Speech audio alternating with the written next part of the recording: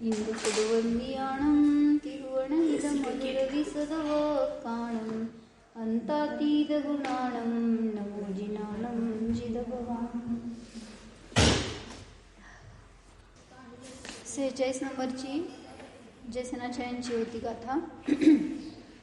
अवधिज्ञानाचं प्रकरण होतं. ओहिंत हे वघे पदू देसं परमं च हि सौवं च तिन्नि विगुणेन नियमां भवेन देसं तहानियदं. काय अर्थ सांगितलं होतं?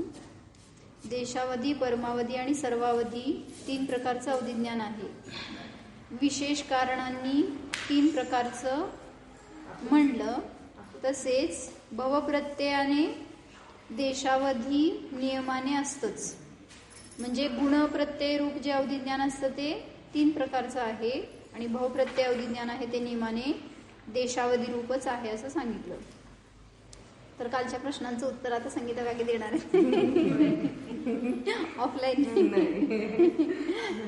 तर थोडी उत्तर आम्हाने दिली, त्यातलं सांगते मी. बघू अजून त्याच्यावर काय असा आधार बघायला पाहिजे असं म्हणल्या. ते तुम्ही विचारा आणि आम्हाला सांगा. मी छोट्यांना विचारले. नाही, तुम्ही जेव्हा बसताना पायाजवळ त्यावेळेस विचारा म्हणते आम्हाला. तर त्याच्यात प्रश्न होता ना की देव आणि नारकींना गुणप्रत्यय अवधिज्ञान असते का, आणि सम्यक दृष्टी मिथ्या दृष्टींना गुणप्रत्यय असते का, आणि काय होतं अनुगामी जे असतं ते गुणप्रत्यय असतं का, असे 3 प्रश्न होते ना. तर सगळ्याला एक उत्तर सांगितलं की जे कुठलं पण अवधिज्ञान असतं ते गुणप्रत्यय रूपच असतं. भवप्रत्यय हे स्पेशली देव नारकींचं आहे किंवा ते तीर्थंकर गृहस्थदशेतले. तर जे अवधिज्ञानावरण कर्माच्या क्षयक्षमाचं निमित्त असताना होतंय ते सगळे कोणालाही असू दे ते गुणप्रत्यय रूपच असणार असं एक आम्हानी वाचलंय म्हणल्या कुठं. तर त्याप्रत्यय असतं ते गुणप्रत्यय असतं. गुणप्रत्यय सगळ्या ज्याला कोणाला असणार अवधिज्ञान ते गुणप्रत्ययच असतं. मग भवप्रत्यय हे आपण सांगतोय देवनारकींचं की ते जन्मलेल्या क्षणापासून आहे म्हणून. तर ते गुणप्रत्यय तर असतंच, पण विशेष त्यांनी सांगायचं म्हणून त्यांनी भवप्रत्ययमध्ये हे भेद करून दाखवले त्यांच्यासाठी म्हणून. कारण मनुष्य तिर्यंच्यांना काय भवप्रत्यय अवधिज्ञान नसतं. म्हणजे गुणप्रत्यय अवधिज्ञान आहे ते सर्वांनाच असतं, कारण ते अवधिज्ञानावरणाच्या क्षयक्षमाच्या निमित्तात होतं. भव हे बाह्य कारण कोणाला असेल कोणाला नसेल या अपेक्षेने भवप्रत्ययाचे भेद वेगळे केले आणि गुणप्रत्यय असं सांगितलं. काल ऐकलं होतं का? हे शंका आल्या होत्या की देवनारकींना गुणप्रत्यय अवधिज्ञान असतं का, आपण त्यांना भवप्रत्ययच लावतो ना. त्यामुळे तर गुणप्रत्यय अवधिज्ञानाच्या क्षयक्षमाने असतं, म्हणजे क्षयक्षमाचं निमित्त असताना. त्यामुळे ते कोणाला ज्याला असेल अवधिज्ञान त्या सगळ्याला गुणप्रत्यय तर आहेच. त्यामुळे तुमच्या पण शंकेचं की जेव्हा ते गृहस्थ दशेतले तीर्थंकर आहेत तेव्हा त्यांना सुद्धा गुणप्रत्यय असणारच. भव हे बाह्य कारण असेल. मग आपण ते असं लावताना अंतरंग हेतू म्हणून म्हणलं होतं त्याला क्षयक्षम हे. मग ते सगळ्यालाच आहे त्या अपेक्षेने गुणप्रत्ययच आहे ते. म्हणजे सगळं तुमचे जे उत्तर ते सगळ्यांचं सगळ्याला लागले. म्हणजे गुण म्हणजे फक्त सम्यक्तवादी असंच नाही घेतलं, कारण जर सम्यक्तवादी म्हटलं तर मिथ्या दृष्टीला पण आहेच. ज्ञानावरून अवधिज्ञानावरून कर्माचा क्षयक्षम हे गुणप्रत्यय म्हणजे त्याच्या निमित्तात जे होणार आहे ते गुणप्रत्यय असतंच सगळ्याला असं म्हणायचं. कारण हे विशेष आपण म्हणतोयच ना, काय बुद्धिवृद्धी आहे ती एक, त्याचं भेद आहे अवधिज्ञान मनोपरिज्ञान वगैरे. आणि त्यामुळं गुणप्रत्यय रूप अवधिज्ञान मग तेच की गुण म्हणून काय काय घ्यायचं हा पण शंकाच होती ना आपली. तर म्हणून त्यात असं म्हटलं की अवधिज्ञान कर्माचा क्षयक्षम हेच गुण आहे असा अर्थ सांगितला होता. असं कुठं त्यांना आहे वाचण्यात म्हणलं म्हणून तसं लागतोय अर्थ. मग तसं लावलं तर. आणि म्हणजे मिथ्या दृष्टीला सुद्धा आहे अवधिज्ञान, तर तिथं त्याला पण गुणच म्हणावं लागेल. जर सम्यक्तवादीच्या अपेक्षेनेच गुण म्हटलं तर मग ते घटणार नाही. त्यामुळे फक्त क्षयक्षम हेच गुण लावायला लागेल. आणि पुढं काय होतं,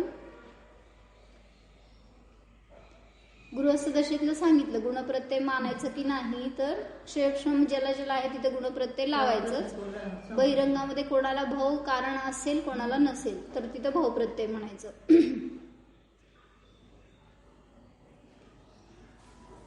मग ते चतुर्थ गुणस्थानवरती जरी असेल तरी संयमादीने रहित आहे तरी सुद्धा त्याला गुणप्रत्यय अवधिज्ञान असणार मनुष्य तिर्यंच्या अपेक्षेने.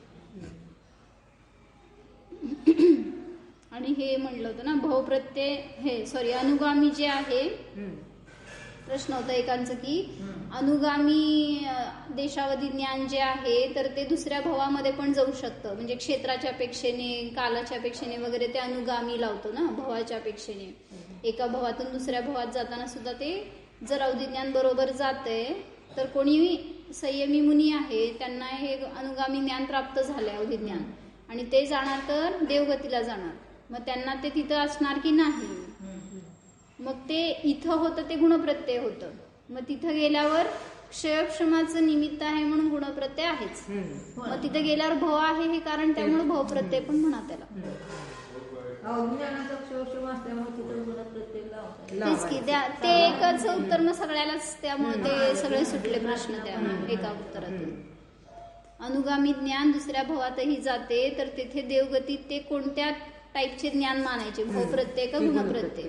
तर अंतरंग कारणाच्या अपेक्षेने गुणप्रत्यय आहेच, बहिरंगामध्ये भव मिळालाय म्हणून तो भवप्रत्यय अवधिज्ञान म्हणलं. आणि एक काल तर असं विशेषता काय सांगितली की म्हणजे प्रश्न निघाला आम्हांशी चर्चा करताना आणि त्यातनंच उत्तर निघालं की मग जे हे देशावधीचे सगळे भेद नसतात ना देवनारकींना, अन्य भेद कुठला असतं त्यांना, मग अन्य म्हणजे आपण जे वर्धमान हियमान अनुगामी अनुगामी असले भेद नसतात देशावधी रूपाचे जे सगळे भेद लावतो आपण 6-8 देवनारकींना हे संयमाच्या विशेषतेने प्राप्त झालेले आहेत ना. हा मग जन्माच्या क्षणापासून जे अवधिज्ञान असतं ना मरणाच्या क्षणापर्यंत तसं ते त्याच टाईपचं अवधिज्ञान असतं म्हणले.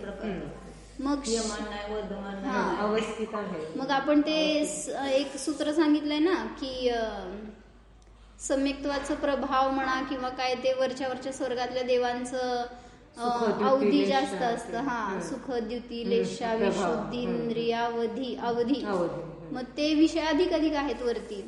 मग कसं म्हणणार की तुम्ही ते अवस्थित आहे, जीवांना खालच्यांपेक्षा म्हणजे जे कोणी जन्मलेत ना तिथं जन्मल्याच्या क्षणापासून जेवढं आहे ना त्यांचं तर तेवढं राहतं शेवटपर्यंत. त्यामुळं खालच्या स्वर्गातल्यांचा अवधी कमी असणार आणि वरच्या स्वर्गातल्यांचा अधिक असणार, या अपेक्षेने ते सूत्र लावलं. मग त्यांनी ते आलं होतं प्रश्न की भवप्रत्यय रूप अवधिज्ञानात म्हणजे जे देशावधी रूप आहे त्याच्यामध्ये हे जे 6-8 काय भेद आपण म्हणले ते भेद असतात की नाही. तर देवनारकींचे अवधिज्ञान बदलते का असा प्रश्न आला होता. मग तिथं उत्तर दिलं होतं की देवनारकींना जन्मल्यापासून एकच प्रकारचे अवधिज्ञान असते, कमी जास्त होत नाही, त्यामुळं अन्य टाईप्स त्याच्यामध्ये घटत नाही. फक्त खालच्यापेक्षा वरील स्वर्गातील देवांची अवधी म्हणजे मर्यादा जास्त असते, क्षयक्षम जास्त असते, एवढ्या अपेक्षेने भेद आहे. पण हे माहित नव्हतं मला की म्हणजे खरं लागायला पाहिजे होतं हे, कारण आपण भवप्रत्यय अवधिज्ञानामध्ये फक्त देशावधी रूपच आहे हे म्हणतो, पण हे अन्य टाईप्स नाहीयेत हे असं विशेषतेने विचार केला नव्हता कधी. नारकींना पण तसंच आहे, 1 कोस 2 कोस अशा त्यांच्या अवधिज्ञानाची मर्यादा तेवढी आहे आणि ती तेवढीच राहते शेवटपर्यंत, हे विशेष कळलं. म्हणजे त्यामुळे चर्चा करायला पाहिजे जरा काय काय. तुम्हाला कळलं का काय सांगितलं मी? संगीता काकी म्हणता येणार मी मला. प्राजू ते काय कळलं सांग? आमचं अवधिज्ञानाचं प्रकरण चाललंय, त्याच्यामध्ये थोडंसं सामान्य तर अवधिज्ञानाचं सगळं माहिती आहे की आपल्याला, जर असं विशेषतेने खुलासा म्हणून कुठल्या ग्रंथांच्या आधारातून वगैरे वेगळं मिळालेलं प्रकरण लावतोय.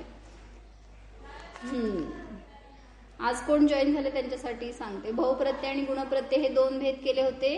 त्याच्यामध्ये गुणप्रत्यय अवधिज्ञान असतं ते मनुष्यांना आणि तिर्यंशांना असतं, आणि भवप्रत्यय अवधिज्ञान असतं ते देवनारकी आणि कोण तीर्थंकर गृहस्थदशेतले, तर त्यांना सांगितलं भवप्रत्यय अवधिज्ञान असतं.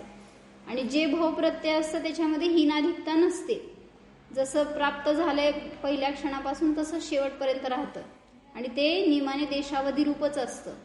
आणि जे गुणप्रत्यय अवधिज्ञान असतं त्याच्यामध्ये सांगितलं आपण जे वर्धमान हियमान वगैरे हे भेद घटवले होते ते सगळे भेद देशावधी रूप गुणप्रत्यय अवधिज्ञानामध्ये घटतात. आणि परमावधी आणि सर्वावधी तर नियमाने तद्भव मोक्षगामी जीवालाच असतात, त्यामुळे तिथं परमावधीचे टाईप्स वेगळे वेगळे येतील त्या क्षयक्षमाच्या अपेक्षेने, पण सर्वावधी तर एक रूपच आहे, त्याच्यामध्ये भेद नाहीत. शोभा काकी आहेत का? त्यांची शंका होती. हा बोला. देशावधी म्हणजे काय? देशावधी म्हणजे मर्यादेने, अवधी म्हणजेच मर्यादेने सहित.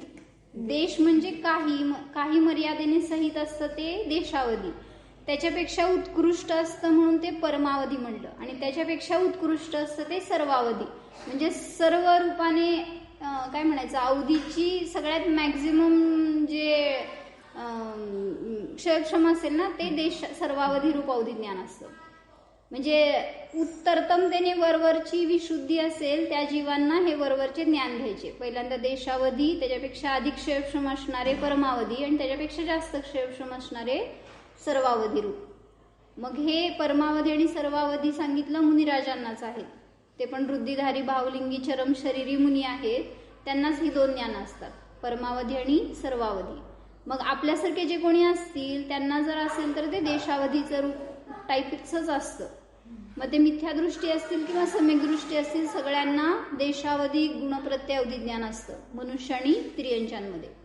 म्हणजे आपण जसं देश संयम म्हणतो तसं एक देश संयम आहे, तसं इथं देश. मग सर्वावधीला सर्व देश अवधी ज्ञान म्हटलं तरी चालतंय असं.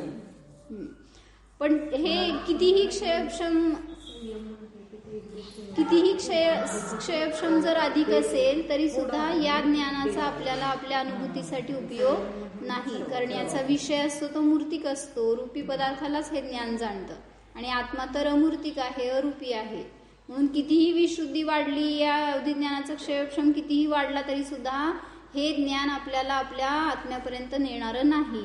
म्हणून ते प्राप्त करण्यासाठी नकोय कुठलाही पुरुषार्थ, ते होऊन जाणार आहे. जेवढी विशुद्धी वाढणार आहे तेवढं या ज्ञानांचा क्षयक्षम होत जाणार आहे. पण आपल्याला पुरुषार्थ करायचंय कुठं? आपल्या जवळ असलेल्या त्या प्रत्यक्षमती श्रुत ज्ञानाने आत्म्याला जाणण्याचा पुरुषार्थ करा. त्याची विशुद्धी वाढली की बहिरंगामध्ये ते गंधर्व वगैरे 4 ज्ञानाचे धारी कसे झाले. जेव्हा तो भगवंतांचं दर्शन केलं त्या समयाला तिथे समूह शरणामध्ये गेले की दीक्षित झाले, आणि 4 ज्ञानाचे धारी त्याच समयाला झाले. मग तिथं त्यांनी त्याच्यासाठी वेगळा पुरुषार्थ केला नव्हता. मग तिथं ते सम्यक दर्शनाची प्राप्ती झाली. कोण? गौतम गणधरांचा जीव. मग तिथंच त्यांनी दीक्षा घेतली, अवधी ज्ञान झालं, मनपरे ज्ञान झालं. ह्याच्यासाठी काय वेगळा पुरुषार्थ केला होता? काय बसून अभ्यास केले, तप केले, ध्यान केलं, वेगळं काही केलंच नाही. ते होणार आहे म्हणून त्याच्यासाठी वेगळं काय करायचं नाही आहे. आपल्याला करायचं कुठं आहे पुरुषार्थ? प्रत्यक्ष ज्ञानाने आत्म्याला जाणणं एवढंच काम आहे, आणि तेच आपल्यासाठी प्रयोजनभूत आहे. हे 4 ज्ञान आहेत म्हणून कोणी महान आहे असं नाही. आहेत महान, पण त्याची महानता आपल्याला केवळ ज्ञान देणारी नाहीये. जिथं असलेल्या ज्ञानाने जेव्हा आत्म्याला जाणतोय त्यावेळेस तिथं म्हणजे इतकं 12 गुणस्थानाच्या अतीत जाणार आणि केवळ जाणलं त्यांनी एका क्षणातच त्यांनी एवढं ज्ञान पण प्राप्त झाले होतं की ज्ञान त्यांना. आणि सांगितलं ना पूर्वभावातलं सगळं ते देशना पण होती, त्याची पण कार्यकारी ठरलं, आणि शेवटी ती त्या समयाची योग्यता त्यांची की म्हणजे परिणती बदलायला वेळ लागत नाही. हे मला सांगायचं किती झटझट झालं. क्षणामध्येच त्यांनी म्हणजे सम्यक दर्शन प्राप्त केले, एका क्षणात मुनी बनले आणि लगेच सगळं ज्ञान. कसं काय असं होऊ शकतं? हो ना, किती मॅजिकच. मानस्तंभाचं मॅजिक. मानस्तंभाचं दर्शनच एवढं मॅजिक करू शकतं, पण आपण तसं तेवढ्या भावपूर्ण दर्शन करायला पाहिजे. मग आम्ही काल रात्री तेच घेतलं होतं प्रकरण. काय होतं? जिन धर्म, जिनागम, जिन चैत्य आणि जिन चैत्यालय हे घेतलेत ना 4 देवता. मग त्याच्यामध्ये धर्ममध्ये त्यांनी सम्यक दर्शन ज्ञान चरित्र हा धर्म घेतलाय. मग त्यात एक काय गोष्ट सांगितली होती आपण? हा, धर्मरूपाने जे जे घटणार ते सगळं घटणार, पण त्या मंगलाष्टक मध्ये त्यांनी ते घेतले 3 रत्नत्रय म्हणजे धर्म आहे. मग त्याच्यामध्ये एक आम्ही अशी गोष्ट घटवली होती की मनुष्य असतो एक, आणि तो गेला गुरूंकडं, आणि तो म्हणतो की मला शांती पाहिजे, मला शांतीचा उपाय सांगा, काय पण करा पण मला शांतीचा उपाय मार्ग पाहिजे म्हणून. मग त्यावेळेस गुरु ज्ञानी असतात आणि गुरूंनी लगेच त्याला ते मार्ग सांगितला नाही. होता काय रात्री? हां, ऐकलं काय? मग तिथं त्यांनी काय सांगितलं की म्हणले आता मला काम आहे, तू त्या दुसरे धर्मबंधू आहेत ना त्यांना विचार, मोठे जे आहेत त्यांना. मग तो तिथं गेला आणि त्यांना विचारतो मला शांतीचा मार्ग सांगा. मग त्यावेळेस ते पण काय म्हणाले की माझं डोकं लय दुखालंय आज मला, मी आता नाही तुला काय सांगू शकत, तू दुसऱ्या धर्मबंधूला विचार. मग त्याला जर असं काय म्हणायचं, कसं तर झालं ना की आता हे काय मला टोलवायला लागलं तिकडनं तिकडं. मग शेवटी त्याचा आडला हरी तो गेला त्यांच्याजवळ दुसऱ्या धर्मबंधूंकडे आणि त्यांना विचारलं की मला शांतीचा मार्ग सांगा म्हणून. तर त्यांनी पण काय म्हटलं की आता मला बाहेर जायचंय कुठं तर, की आता मी तुला नाही सांगू शकत, तू गुरूंना जाऊन विचार, गुरु सांगतील तुला. आणि मग आता ते असं एकदम चिडल्यासारखा झाला आणि गुरूंजवळ येऊन विचारला की म्हणला तुम्ही मला ह्यांच्याकडे पाठवलं, त्यांनी त्यांच्याकडे पाठवलं आणि शेवटी त्यांनी परत मला तुमच्याकडे पाठवलं. म्हणले मला कुठं पण शांतीचा मार्ग मिळाला नाही, मला कोणीही शांतीचा मार्ग सांगितला नाही, मला तुम्हीच सांगा. मग त्यावेळेस गुरूंनी एवढं छान उत्तर दिलं, त्यांनी म्हणाले की सगळ्यांनी तुला सांगितला मार्ग. कसं सांगितला? आम्हाला नको विचारू, तुझ्यामध्येच आहे. कोणाला विचारायला गेलास तर शांतीने अशांतीच आहे. शांतीचा मार्ग पाहिजे तर तू स्वतः परीक्षण कर, शोध, तर तुला मिळणार आहे. बाहेर कोणाला विचारायला गेला तर शांती नाही, आणि विचारून कळला तरी सुद्धा ते अशांतच असणार जोपर्यंत तो स्वतः जाणणार नाही, स्वतः त्या रूपाने परिणमन करणार नाही, शोधणार नाही तोपर्यंत. मग तसं मगर जलमे मीन प्यासी असं. मग ते म्हणून म्हणलं ना की मानस्तंभ आहे तिथंच, आणि आपण विचारायला जातोय सगळ्याला काय, म्हणजे देव आहेत समोर बसले, दाखवतायत की शांती कुठे आहे, मी का शांत आहे, सगळं दाखवतायत, पण आपण विचारायला सगळीकडे फिरतोय शांतीचा मार्ग पाहिजे. सगळे ह्या शास्त्रांमधनं काय शोधायला लागलाय तुम्ही, का वाचायला लागलाय, कधी संपवायचं, कधी पूर्ण करायचं, कधी होणार, की एवढे सगळं वाचायचंय, सगळे अशांतीच चालू आहे. मग सगळ्या रूपाने धर्म करताय तुम्ही, तर त्या अशांती रूपानेच चाललंय काम. शांती पाहिजे तर सगळ्याला सोडा आणि थोडं हातावर हात ठेवून ध्यान करा, तर शांती मिळणार आहे. चला दुसरीकडे गेलो आपण अवधी ज्ञानातनं. कोणत्या ज्ञानामध्ये अडकू नका स्वतः. हा, हे पण ज्ञानाचं क्षयक्षम वाढवायला जाण्याचा प्रयत्न वगैरे, ही पण अशांतीच आहे. किंवा हे कळलं नाही कळलं, ह्याच्यातून अजून काय विशेष पाहिजे, अजून काय काय कळायला पाहिजे, हे सगळी अशांती आहे. म्हणून मागं पण आपण म्हटलं होतं एकदा की सगळं करत असताना मध्ये एक ठिकाणी म्हणायला पाहिजे जाणणारा आहे. हे सगळं करतोय तरी जाणणारा आहे, ह्याची जरा सावधानता देत जावा एकमेकाला. सगळे मला सावधान करत जावा, जाऊ दे तुम्ही सगळे सावध आहात, मला सावध करत जावा. मी जाणणारा आहे, हे सगळं वाचणारा ऐकणारा नाही. मला हे विचारायचं होतं की नेहमी आपण जाणणारा आहे तर मुख्यतेने का होतो, मी आनंदी स्वभावी आहे, मी सुखी स्वभावी आहे, हा का मुख्यतेने येत नाही आपण? स्वभाव आहे की जाणणे, हा पण स्वभाव. जाणणे म्हणजे ज्ञाताद्रष्ट हा स्वभाव आहे. आणि मग तुम्ही जाणायला जाताय परद्रव्याला, आणि मग त्याच्यातून सुख वगैरे इच्छिता किंवा शांती इच्छिता. आपण दिवसभरातला सगळा पुरुषार्थ जो करतोय ना, तो सुखासाठी करतोय. म्हणजे तुम्ही म्हटलं ना एका ठिकाणी की पाय बदललात किंवा झोपलात, उठलात, फिरलात, कशासाठी करता हे सगळं? सुख पाहिजे असतं. कुठंतरी खाजवलं लगेच आपण हात फिरवतो, कशासाठी? ते केल्यावर मला सुख मिळते ही मान्यता आहे मागं, आणि मग त्या सुखासाठी सगळा प्रयत्न करतोय ना, सगळ्या वस्तूंना जाणायला जातोय, सगळा बाह्य पुरुषार्थ करायला जातोय. मग तिथं सांगायचंय की सुखाला सुद्धा ज्ञानच जाणतंय ना, सुखमय आहे सुद्धा ज्ञानच जाणतंय ना. म्हणजे जाणणं हे मेन आहे, पॉइंट आहे मेन, सगळ्याला जाणतंय ती मेन आहे ना. निर्णय म्हटलं जाणणार की मी जाणणार आहे. निर्णय करायची शक्ती ज्ञानामध्ये आहे. अन्य गुण आहेत ते स्वप्रकाशी नाहीत. आणि जाणणे हे मूळ कार्य आहे. तेव्हा कोणाला जाण्याचा हा निर्णय आपल्याला करायचा आहे. मग फक्त जाणतोय एवढं जर कळलं तर समजणार की मी कोण आहे आणि कोणाला जाणतोय. मग जाणणे रूप सोडून बाकीचं सगळं करतोय, त्यावेळेस इथं विसरतो की जाणणारा आहे. मग तुम्ही जे काही आत्ता ऐकताय त्यावेळेस मी ऐकणारा अशी भावना असते आपली. हे शब्द मी ऐकतोय, वाचतोय, या रूपाने स्वतःला बघतो. पण तिथं आत्ता कळलं का तुम्हाला मी जाणणारा आहे? शब्द जरी कानावर पडतायत तरी सुद्धा त्याला मी जाणतोय एवढी भाव असणं पाहिजे. म्हणून आम्हा नेहमी सगळ्या प्रवचनामध्ये तुम्ही ऐकलात तर हे वाक्य दिसेल, ऐकायला मिळेल तुम्हाला की खाताना खाणारा नाही, चालणारा नाही, जाणणारा आहे, हे सगळं करणारा मी नाही, जाणणारा आहे, अकर्ता आहे. सारखं ही प्रतिती जागरूक करायला लागणार आहे स्वतःला. आपल्याला विसरून जातो आपण जाणणार आहे म्हणून. स्वाध्यायामध्ये दर्शनाचार्याच्या अपेक्षेने अम्माने सांगितलं, समजा सांगितलं, म्हणजे दर्शन उपयोग आपल्या स्वतःच सामान्य रूपाने विषय केले तर ते काय होत असतं, ज्ञानाला पुन्हा ओढून घ्यावं लागत नाही. ज्ञान आपोआपच काय करतो, त्या दर्शन उपयोगा जिथं रंगवलेले असतात ना तिथं काय करतो येतात विषय. त्याला दर्शन उपयोगाचे विषय काय सामान्य रूपाने निज आत्मा दिले तर ते काय होतं, ज्ञान तिथंच काय करतो, जाणण्याची क्रिया करतो. आपण दर्शन उपयोगाला जाणत असताना विषय पर विषय केले तर ते काय होत असतं, बहिरंगमध्ये ज्ञान काय असतं कळतं. दर्शनाचार म्हणजे दर्शन म्हणजे मीचे जाणीव म्हणजे कसं, दर्शन उपयोग पहिल्यांदा काय, दर्शन उपयोग शिवाय पदार्थाला जाणतच नाही ना, पहिल्यांदा दर्शन उपयोग होते की. मग त्याला सामान्य रूपाने दर्शन उपयोग आपल्या आत्माच्या विषयामध्ये म्हणजे मी जाणीव आहे हे सामान्य रूपाने तिथं रमले तर मग काय होतं, ज्ञान तिथं काय असतो आपोआप येतो तिथं. म्हणजे दर्शनाचार ज्ञानाचाराचे प्रकरण आचार्यांचे हे घेतले ना तिने.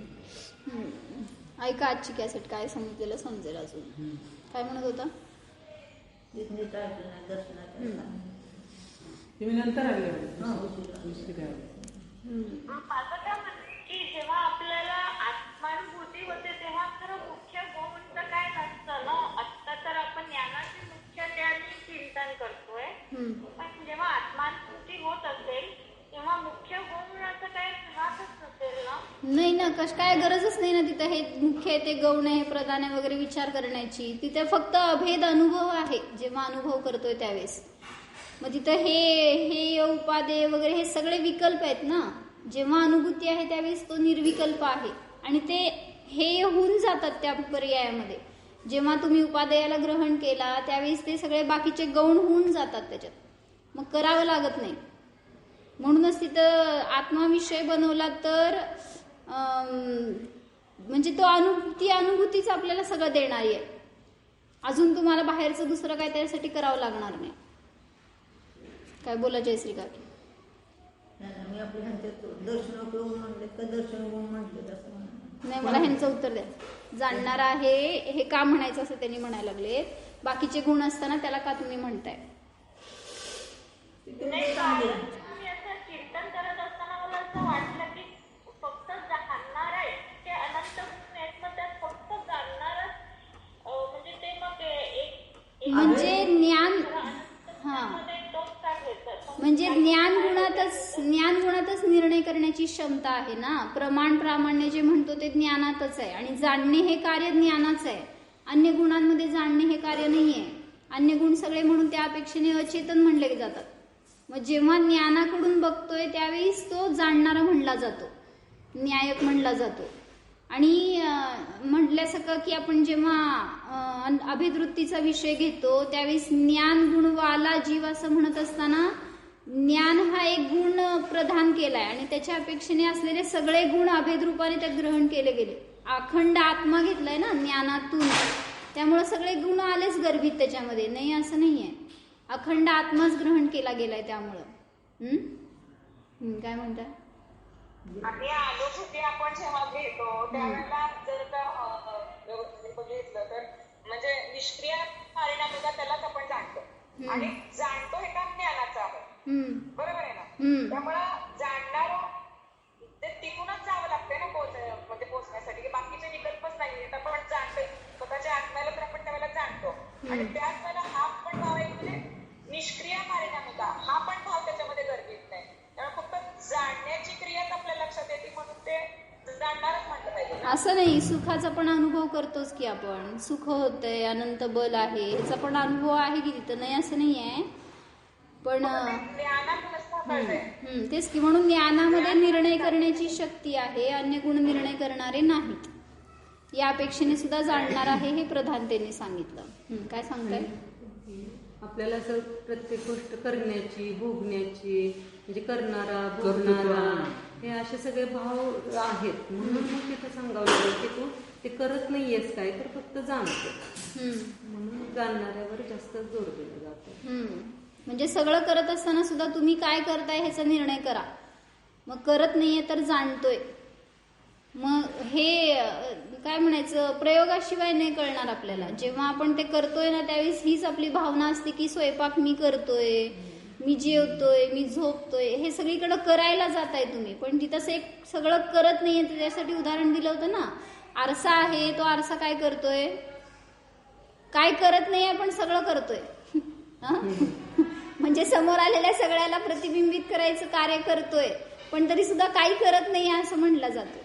मग तसंच म्हणलं आत्मा सुद्धा काय करतोय, सगळ्याला जाणतोय. असं एक म्हणलं ना, मागे एकदा उदाहरण दिलं होतं मी ते, की एखादं बाहुली आहे समजा, किंवा काय अचेतन एखादी वस्तू आहे आणि ती वस्तू तुम्ही सगळीकडे फिरवताय. सगळ्या क्रियांमध्ये जाऊ देत, घेऊन जावा, किचनमध्ये घेऊन जावा, बेडरूम मध्ये घेऊन जावा, सगळं खाताना पिताना जवळ घेऊन बसा. ती वस्तू काय करतीये, काहीच करत नाहीये ना, फक्त बरोबर फिरतीये तुमच्या. तसं सांगितलं हे शरीर आहे. शरीर म्हणजे अचेतन बाहुली आहे, एक डब्बा आहे समजा, असं एक कवरिंग आहे फक्त वरती आपल्या. ते काय करत नाहीये, करायचं म्हणजे त्या जाणत नाहीये हे शरीर वगैरे. आणि सगळं जे काही जाणायचं काम आहे ते आत्मा करतोय. आणि वाटतंय काय, हे सगळं मी करतोय. मग शरीराची क्रिया चालू आहे फक्त बहिरंगातून, पण त्यामागं जाणायचं कार्य म्हणजे मेन इंजिन कोण आहे, ते आपला आत्मा आहे. आणि तिथे जाणण्याचं कार्य नसेल तर बाहेर तो शरीर किती हालत फिरत असलं तरी रोबोट सारखं किती काम करणार आहे. जाणणे हे मूळ कार्य आहे, बाकीची क्रिया करणारा मी नाही. जाणणे आहे ना, तो अभेदरूप अनुभव आहे. जाणणे म्हणून जाणणार आहे घ्यायचं. कारण काय, आनंद गुणांचा कुंड म्हणतो, सगळ्या गुणांचा अनुभव आपल्याला कोणत्या रूपाने येणार, तर जाणून रूपाने येणार. ऐकू येते का? कारण का, जसं आता उदाहरण शिरा शिरा हे जाणणार. आणि शिरा कशा म्हणजे शिऱ्यामध्ये काय काय येतात, तूप, साखर, कणिक सगळं. मग शिरा अनुभवताना आपण शिऱ्याला पण कणकेला पण शिरा रूपाने, तुपाला पण शिरा रूपाने, साखरेला पण शिरा रूपानंच अनुभवलेलं आहे. तसं ह्या आपण आनंद गुणांचे जे सुख, वीर्य, ते जे सगळे गुण आहेत त्या सर्वांचा अनुभव आपण आनंद रूपानं घेतो. असं म्हणून तिथं जाणणार आहे, हा आपण अभेदाचं ते प्रतीक आहे, जाणणार आहे. म्हणजे सगळ्या क्रियांमध्ये, सगळ्या गुणांमध्ये जाणणे रूपाने पहा तर समजणार आहे की काय स्वरूप आहे आपलं. म्हणजे त्याचे पैलूच हे सगळे, सुख, वीर्य, शांती, हे सगळे त्याचे त्या दृष्टिकोनातून जाणण्यालाच सांगतोय आपण. त्यामुळे ते जाणणच आहे. ते सुख असलं तरी ते म्हणजे अन्य कुठल्याही गुणांचा निर्णय करायचा असताना आपल्याला ते गुण निर्णय करतच नाहीयेत ना. जसं तुम्ही सुख म्हणताय, चारित्र्य म्हणताय, हे स्वतः काय सांगत नाहीये, निर्णय करत नाहीयेत. त्या सगळ्याचं काम करणारं ज्ञान आहे. आणि मग ते ज्ञान सांगते की या चारित्र्याला सुद्धा मी जाणतोय, या सुखाला पण मी जाणतोय. मग सगळे गुण तुम्ही जे काय आहे ते त्याच्यामध्ये ज्ञानाशी अभेद करून सांगितले आणि त्या ज्ञानातून अभेद अनुभवले गेले. म्हणून जाणणार आहे एवढा विचार करा की एवढं जाणीव करा तर सगळ्या अनंत गुणांचा म्हणून त्यात स्वाद आहे असं म्हणलं जातं. तुम्हाला छद्मस्तांना आता अनंत गुण काय म्हणतात गम्य नाही आहेत, केवलींचा विषय आहे तो, पण तरी सुद्धा हा अभेद अनुभव तुम्ही करू शकता. आणि मग त्याच्यातून म्हणून प्रधानता दिलं. म्हणजे मग ते म्हणून म्हणलं ना केवलींना ज्ञान आणि सुख भिन्न नाहीच आहे. प्रवचनसार मध्ये सांगितलं ज्ञानाचा सुख रूपाने अनुभव करतायत. प्रत्येक गुणाचा अनुभव ज्ञान रूपच आहे. बरोबर. आपण प्रत्येकानं वेगवेगळं सुखारूपानं बघायला जातो, आनंद रूपानं बघायला जातो. म्हणून समयसार मध्ये ते गाथा घेतल्यात ना त्यांनी. श्रद्धा पण ज्ञान आहे, ज्ञान पण ज्ञान आहे, चारित्र्य पण ज्ञान आहे. ती गाथा वाचा छान आहे. समयसार मध्ये बहुतेक शेवटी सर्व विशुद्ध अधिकार मध्ये घेतली त्यांनी की सगळ्याला ज्ञान रूप बघा. म्हणजे मला सांगा चारित्र्य म्हणजे काय आहे. जाऊ दे, छडाला मध्ये पण सांगितलंय ना आपण काय, परद्रव्यनते भिन्न आप में रुचि सम्यक्त्व भला है, आप रूप को जान पनोसो सम्यक ज्ञान कला है, आप रूप में लीन रहे थिर सम्यक चारित होय. आता हे सगळे कशाच्या परिणती आहेत सांगा मला. परद्रव्यनते भिन्न आप में रुची, परद्रव्यापासून भिन्न स्वतःमध्ये रुची हे सम्यक्त्व आहे. मग ज्ञानाने हे केलं ना की परद्रव्यापासून भिन्न मी आहे ह्याची प्रतीती श्रद्धा, हे झालं ज्ञान. परत पुढं आपरूपको जानपनोसो, स्वतःला जाणतोय, हे झालं ज्ञान. आणि परत चारित्र म्हणजे ज्ञानाचं, ज्ञानात राहणं हे चारित्र. सगळीकडनं ज्ञानाचीच परिणती होती. फक्त आपण लावताना तिथं वेगळे वेगळे परिभाषा म्हणून लावतोय. सुख म्हणजे काय, चारित्र म्हणजे काय. शेवटी तुम्हाला म्हणायचंय ना की ज्ञान आणि आत्मा हे काय एकमेकाला सोडून दुसरं काही नाही आहेत. समजावून देताना भेद केले की तू सुख आहेस, आनंद आहेस. मग ते म्हणते सुख पण स्वभाव आहे, चारित्र पण स्वभाव आहे, मग तुम्ही ते का म्हणत नाही. मग असं आता चांगलं तुमच्या निमित्तात आम्हाला सगळ्यांना चांगला खुलासा झालाय. म्हणजे ज्ञानातूनच सगळं बघा. आत्म्याला बघताना आता वेगळा अनुभव येईल बरं का तुम्हाला, ध्यान करताना, चिंतन करताना. म्हणजे बस ज्ञानच आहे, दुसरं काय मी नाही आहे एवढंच विचार करा. जाऊ देत, सुख वीर्य सगळं बाजूला ठेवा, त्याचा अनुभव होणार आहे. नाही असं नाही आहे. तुम्हाला म्हटलं ना समोर तुमचा मुलगा प्रिय आहे, मला माहित आहे. ते समोरून बसल्यावर तुम्हाला कशाचा अनुभव होतो सांगा बघू. माझ्यात ज्ञान आहे, मला ह्याला बघितल्यावर सुख व्हायला लागलंय, ह्याला मला खाऊ घालायचंय, ह्याला मला चांगलं करायचं, काय काय सहजतेने तुमचं अनुभव चालू आहे ना. तिथं वेगळा पुरुषार्थ करावा लागला नाही. एका समयात सगळ्याचा अनुभव झाला तुम्हाला. तो समोर आलाय, त्याच्या निमित्तात मला सुख झालंय, हे सगळं वेगळं वेगळं कुठं प्रतीतीला आलं. एकाच समयामध्ये सगळ्याचा अभेद अनुभव झाला. गणित सोडताना सुद्धा मुलगा गणित आलं की काय करते, लगेच यश आले म्हणून काय करतो, आनंद होतो. पण तो ज्ञानाचाच आनंद असतो ना.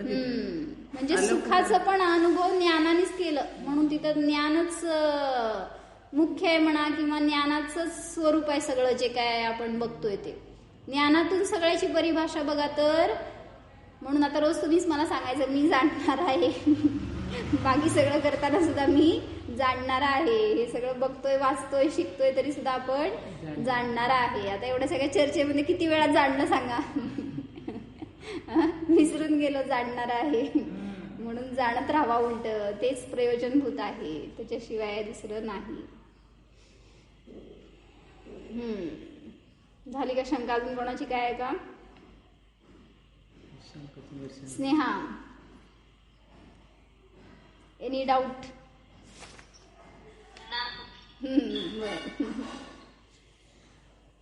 नाही, माझं काय होतंय ना की जेव्हा मी जाणणार आहे असं जेव्हा आपण फक्त, मग मला तो असा विकल्प हे होतं की आत्मा फक्त ज्ञान गुणच आहे, मग बाकीचे जे गौण गुण आहेत ते माझ्या पकडीतच येत नाही. नका जाणायला जाऊ ना तुम्ही. चुकीचं होतं का काय? अहो नाही, तुम्ही जेव्हा त्या गुणांना पकडायला जाताय ना त्यावेळेस हा भेदवृत्तीचा विषयच राहिला नाही. तुम्ही भेदोपचारात गेला, भेदवृत्तीत गेला. आणि जेव्हा अनुभव करतोय ना, सांगितलं ना त्यांनी उदाहरण, शिरा खाताय ना, जाऊ दे सरबत पिताय, सरबत पिताना किती द्रव्यांचा अनुभव वेगळा वेगळा करताय सांगा. मी आता साखर खातोय, लिंबूचा रस पितोय, किती गुणांना तुम्ही जाणायला गेला त्याच्यातल्या. अभेद स्वाद घेतला तरच तिथं त्याचा स्वाद येणार आहे. सर्व रूपानं दिलं म्हणजे सगळ्यांना सर्व रूपानं घेतलेलं आहे. म्हणजे तिथं वेगळं जर करायला गेला, भेद करायला गेला तर स्वाद येणार नाही त्या गोष्टीचा. तसं म्हणलं की जेव्हा अनुभव करताय ना त्यावेळेस तुम्ही विचार करायला जाऊ नका की माझ्यात आता सुख आहे का, मी ज्ञान आहे का. नाही, तुम्ही अनुभव करा, हा मी आहे ना, तर त्यामध्ये सगळे गुण आले गर्भित, त्याचा स्वाद येणारच आहे. नाही असं नाहीये. हे आपल्याला कथन करताना सांगायला ज्ञानवाला आहे, चारित्रवाला आहे. तुम्ही अनुभव करताना कुठं तिथं काय ह्याच्यानी मी जाणतोय, ह्याच्यानी मी जाणतोय, कुठं तिथं काय भेद राहतोय. मी आहे आत्ता म्हणलं ना, जाऊ देत, लय अवघडात जाऊ नका. मी स्त्री आहे म्हणत असताना तुम्ही कशाचा विचार करताय सांगा. असे नागडोळे आहेत, अशी रचना आहे म्हणून मी स्त्री आहे, किंवा हे माझं नाव आहे म्हणून मी स्त्री आहे. कुठं काय आहे, फक्त अभेद अनुभव करताय ना. मनुष्य आहे, स्त्री आहे, कुठं वेगळा तिथं काय भेद करून तुम्हाला वेगळं करावं लागली कुठली वस्तू.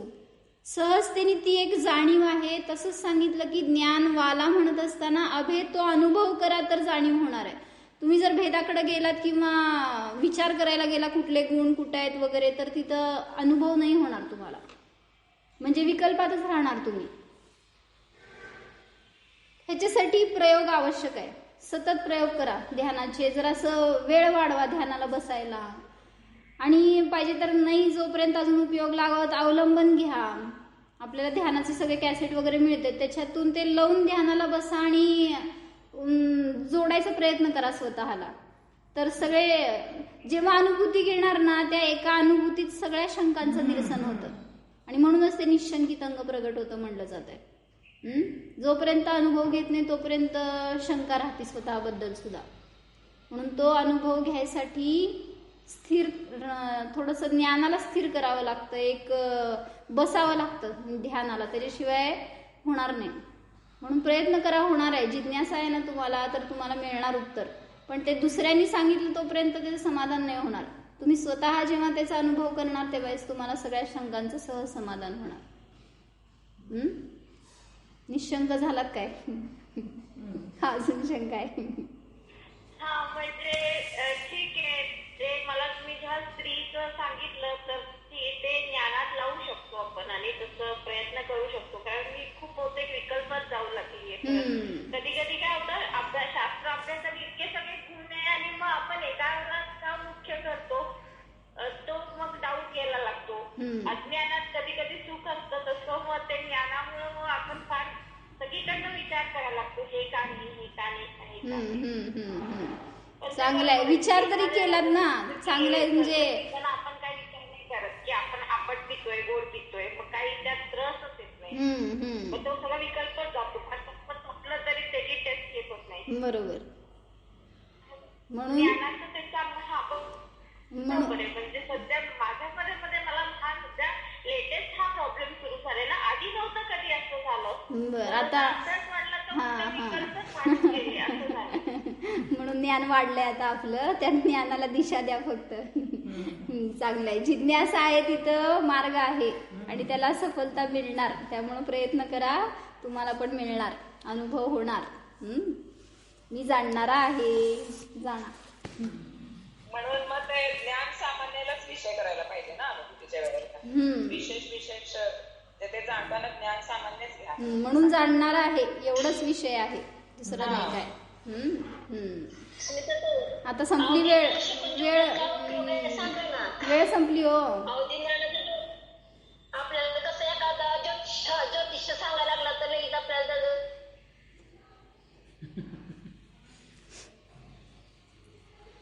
न्यायक स्वरूपोहम अशरीरी सिद्ध स्वरूपोहम जीवोहम. ओम विसर्जन.